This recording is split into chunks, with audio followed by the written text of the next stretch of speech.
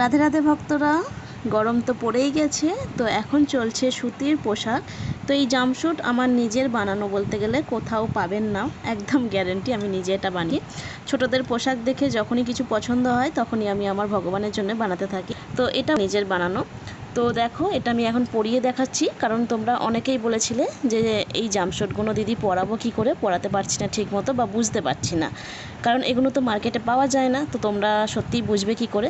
তো ভাবলাম একটা শর্ট দিয়ে দিই, যেখানে আমি আমার এই রাধা মাকে পরিয়ে দেখাচ্ছি তোমাদেরকে। দেখো, সিম্পল যেমন প্যান্ট টাইপের পরায় সেই রকম প্যান্ট টাইপের পরিয়ে এই কাঁধে এরকম বেঁধে দেবে। এটা আমি বসা রাধা মাকে পরালাম। তোমরা চাইলে যেগুলো হামা দেওয়া লাড্ডু গোপাল সেম, কিন্তু খুব সুন্দর ফিনিশিং লাগে। এবং এটা দেখো, কোমরে এইভাবে টাইট করে দিও হালকা করে, খুব মিষ্টি লাগে, ভীষণ মিষ্টি লাগে এই পোশাকগুলো পরালে। এবং গরমের মধ্যে এই পোশাকগুলো পরিও, আর সব জায়গায় কিন্তু এই পোশাকগুলো তোমরা পরিয়ে নিয়ে যেতে পারবে। দেখো কত মিষ্টি লাগছে, একদম প্যান্টের সাথে জামা হয়ে গেল, একদম দড়ি বাঁধা। এই দড়িগুলো তোমরা সুন্দর করে বেঁধে দিও। আমি নর্মাল ভিডিও করবো বলে বাঁধলাম এইভাবে।